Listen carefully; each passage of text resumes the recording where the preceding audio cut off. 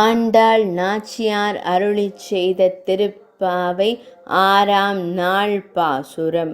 புள்ளும் சிலம்பினகான் புல்லரையன் கோயிலில் வெள்ளை வெளிசங்கின் பேரரவம் கேட்டிலையோ பிள்ளாய் எழுந்திராய் பேய்முலை நஞ்சுண்டு கள்ளச் சகடம் கலக்களிய காலோச்சி வெள்ளத்து அரவில் துயிலமர்ந்த வித்தினை உள்ளத்து கொண்டு முனிவர்களும் யோகிகளும் மெல்ல எழுந்து அரியன்ற பேரரவம் உள்ளம் புகுந்து குளிர்ந்தேலோர் எம்பாவாய்.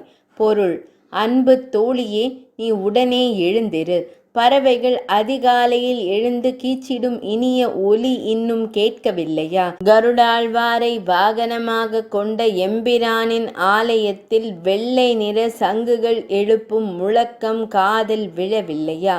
பேய் வடிவம் எடுத்து தன்னை கொல்ல வந்த பூதனை என்ற அரக்கியிடம் பால் குடிப்பது போல நடித்து அவளது உயிரை பறித்தவனும், சக்கர வடிவில் வந்த சகடன் என்ற அரக்கனின் உயிரை குடித்தவனுமான கண்ணபிரானை யோகிகளும் முனிவர்களும் ஹரி ஹரி என்று அழைக்கும் குரலுமா உன்னை எட்டவில்லை?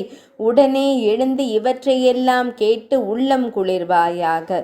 விளக்கம்: பூதனை என்ற அரக்கியை கம்சன் அனுப்பி வைத்தான். அவளை இம்சை செய்து கண்ணன் கொன்றிருக்கலாம்.